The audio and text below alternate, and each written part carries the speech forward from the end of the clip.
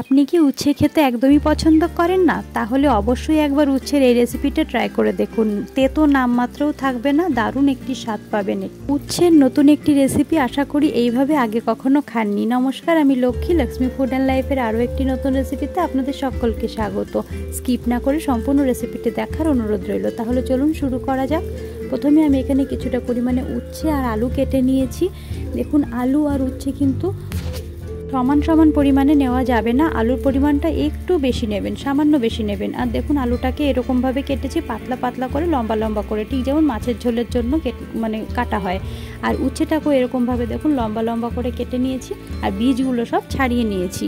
তো দেখে বুঝতে পারছেন আশা করি কেমনভাবে কেটেছি। আর আমি এখানে অল্প পরিমাণে করছি, দুজনের মতো, তাই সেই মতোই সব কিছু নিয়েছি। আপনারা যে কয়জনের জন্য করবেন পরিমাণটা সেই মতো বাড়িয়ে কমিয়ে নেবেন।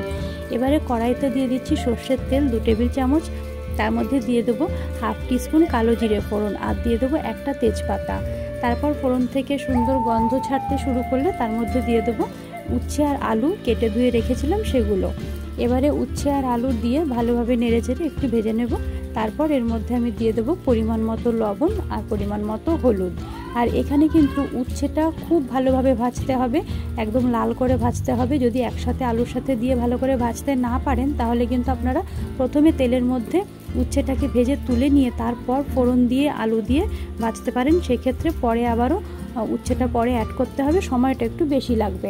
আর একসাথে দিয়ে যদি ভালোভাবে লাল করে ভাজতে পারেন তাহলে সময়টা অনেকটা কম সময়ে হয়ে যাবে। তো আমি এভাবে উচ্ছেটাকে একটু ভালোভাবে পাতিয়ে পাতিয়ে দিয়েছি তেলের ওপরে, যাতে করে উচ্ছেটা ভালোভাবে লাল করে ভাজা হয়। খুব কড়া করে ভাজা হলে উচ্ছের তেতো ভাবটা অনেকটা চলে যাবে। দেখুন, ঠিক এই রকম কিন্তু লাল করে আমি ভেজে নিয়েছি উচ্ছে আর আলু। এবারে এর মধ্যে দিয়ে দেবো পরিমাণ মতো জল। আর জলটা কিন্তু খুব বেশি পরিমাণে আমি দেবো না, এতে যেহেতু বিশেষ ঝোল থাকবে না, তো এটা একটু মাখা মাখা হবে, একটু গাঢ় টাইপের হবে, সেই জন্য আমি জল দিয়েছি। এখানে আমি 1 গ্লাস জল ব্যবহার করেছি।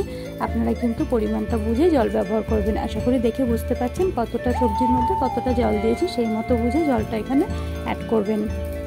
আপনারা যারা রেসিপিটি দেখছেন যদি ভালো লাগে প্লিজ একটা লাইক করবেন। আপনাদের একটা লাইকে আমার আরও নতুন নতুন রেসিপি নিয়ে আসার উৎসাহটা কিন্তু অনেকটা বাড়িয়ে দিতে পারে।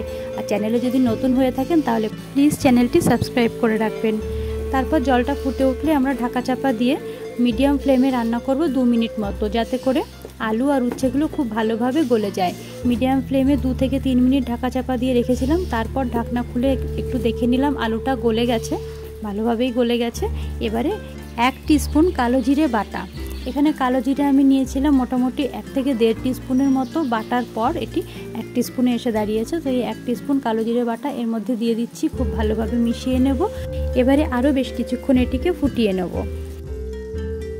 এবারে খুন্তির সাহায্যে আমি বেশ কয়েকটা আলু এর মধ্যে থেকে ঘেটে দেব খুব ভালোভাবে। এর ফলে কি হবে, ঝোলের কনসিস্টেন্সিটা খুব ভালো আসবে। তো কয়েকটি আলু আমি এর মধ্যে থেকে আলাদা করে এর মধ্যে খুন্তি দিয়ে ঘেটে দিচ্ছি। আপনারা এভাবে না পারলে কিন্তু আলুগুলি একটা বাটির মধ্যে তুলে চামচের সাহায্যে বা যে কোনো পাত্রের সাহায্যে একটু ভালোভাবে ম্যাশ করে আবারও এর মধ্যে ঢেলে দিতে পারেন। আমি এভাবে খুন্তি দিয়ে একটু ঘেটে নিলাম। তারপর দেখুন, যখন এরকম একটা কনসিস্টেন্সি চলে আসবে, দেখে আশা করি বুঝতে পারছেন একদম গামাখা একটা কনসিস্টেন্সি, তখন কিন্তু আমরা গ্যাসের ফ্লেম অফ করে এটিকে সার্ভ করে নেব। এবারে গরম গরম ভাতের সাথে পরিবেশন করুন, খুবই ভালো লাগে, একেবারে অন্যরকম একটি স্বাদ পাবেন। অবশ্যই একবার বানিয়ে দেখুন বাড়িতে, তাহলে বুঝতে পারবেন যে উচ্ছে খায় না সেও কিন্তু এভাবে বানিয়ে দিলে খাবে। তো আজকের রেসিপিটি এই পর্যন্তই, আবারও অন্য একটি রেসিপি নিয়ে আপনাদের সাথে দেখা হবে। তো আজকের রেসিপিটি ভালো লাগলে লাইক কমেন্ট শেয়ার করবেন, আর এরকম আরও নতুন নতুন রেসিপি পেতে প্লিজ চ্যানেলটিকে সাবস্ক্রাইব করবেন। ধন্যবাদ।